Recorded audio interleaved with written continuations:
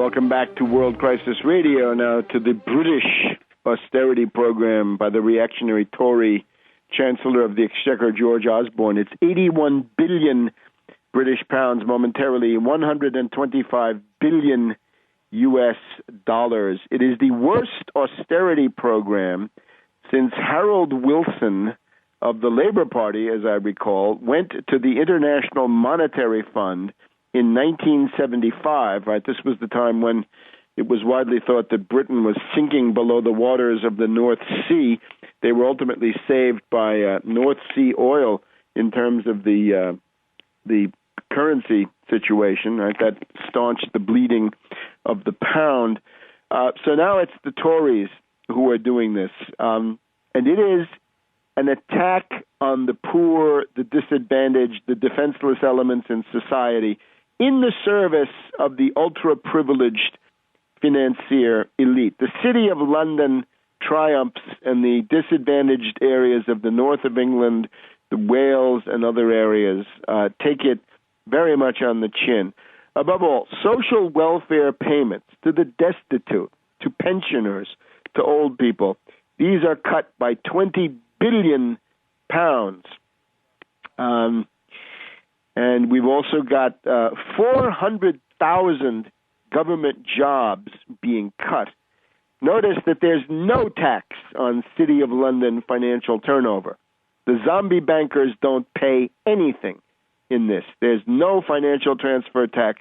There's no attempt to shift some of the burden of this depression back onto the people who created it, right? The speculators who ruined Northern Rock and the Royal Bank of Scotland and Lloyd's Bank and the rest of them, reducing the entire City of London to a collection of zombies. None of that. So it is touted in Britain. Cameron, the Prime Minister, and Osborne have to pretend that their taxation measures and the sacrifices are progressive. They say those with the broadest backs should sacrifice the most, but they have to pay lip service. But that's not what this does. It's actually regressive. In other words, the sacrifices and the pain and the suffering and even the death, because that's what it comes down to. This is concentrated in the lower areas, the low earnings, and above all the destitute, the pensioners, the retired, and so forth. Krugman in the New York Times correctly notes that this is an austerity plan in the spirit of Andrew Mellon. Right? Andrew Mellon is the sort of proto-Austrian Secretary of the U.S. Treasury under whom Harding, Coolidge, and Hoover served. Pro-fascist, liquidate stocks, liquidate bonds, liquidate labor, liquidate the farmer, liquidate real estate, liquidate everybody, and then speculators like me will make a great killing in the aftermath. Again, too bad if you died, and too bad if you destroy a generation of human beings, too bad if you destroy your political system and you get Nazism. So the word from Krugman is that Britain in 2011 will look like Britain in 1931, a grim scene, a grim, hopeless, poverty-stricken area. In those days, it was the Labour Party.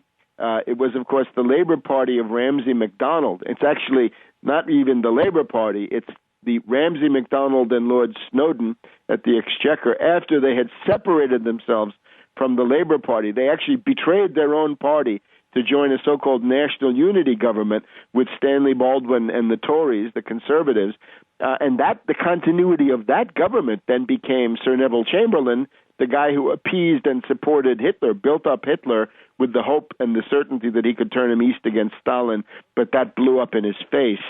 It didn't it? The other big reminder here is Bruning, as I said, from 1930 to 1932, Bruning showed that these measures just don't work. They don't work. If you cut the budget now, if you fire 400,000 government employees, let's say, those 400,000 government employees are no longer paying taxes. Instead, they become a burden. They're going to go on unemployment benefits. They're going to go on whatever welfare there is. And even if they don't, even if they just turn to a life of crime, you're increasing your social costs. Ultimately, it'll be the police and the hospitals and others who will have to pay for this. The secret that is revealed by history is that a family budget around the kitchen table is not comparable to a modern nation state. The modern nation state can do things like create money and do other things, a whole array of policies that the family simply does not have, cannot have. It's in the nature of things. So when you cut the budget in this way and you think that you're going to reduce your budget deficit, in a depression, the role of the national government in the economy has become so large because the private sector has been decimated through its own speculative excesses that when you cut the government activity, you're lowering the overall rate of economic activity in the society. And what you'll find is that if you cut the budget today in these stupid ways, then in the out years, right, in the following year, you will find that your deficit is bigger, not smaller. So you're going to be doing huge damage to the society, and you're going to come back with a bigger deficit. And we're waiting for the statistics to come in on Governor Christie of New Jersey, the Garden State answer to Hermann Goering, the Garden State Goering. His measures will predictably increase the budget deficit in New Jersey by wrecking the economy.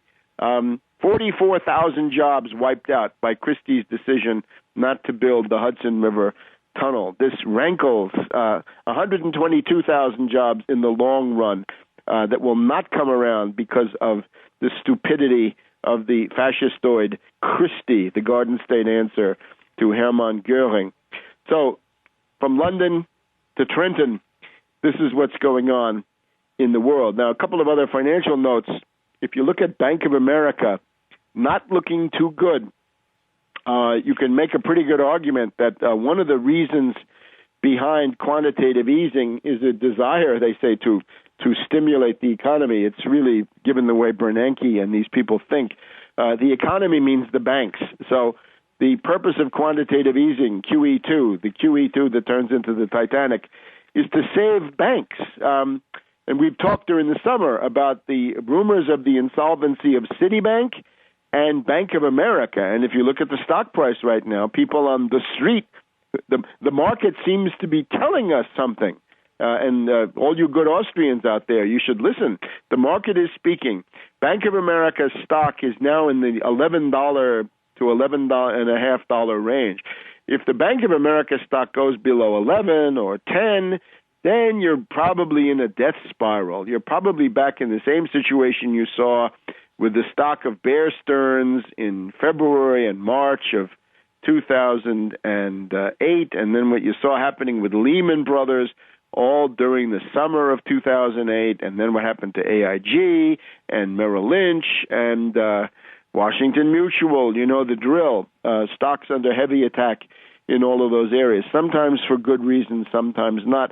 But in this case, it looks like Bank of America really is weak, particularly because of their involvement in the foreclosure stuff. So there's a big desire by these bankers to restart foreclosures. Let's see if they do it right before the election. It might lead to some kind of a backlash. One hopes that it will. So the outcome of this is mass organizations of the French model are a good thing. A culture of protest and militant defense of one's own economic rights are good. Obviously, if you follow the Austrian school, you don't think you have any rights, so you're completely neutered. You become a political eunuch as a result of the Austrian school because you don't think you have any rights, so therefore if they take them away from you, it doesn't matter. It's just the ups and downs of the market. So fighting is good, but indispensable is program. And if you want a program, you can't make sense of the world without a program. Go to the top of my website, tarpley.net, and you will find a comprehensive 5-point program to solve the world economic depression. We'll be back in a minute with the Greyhound.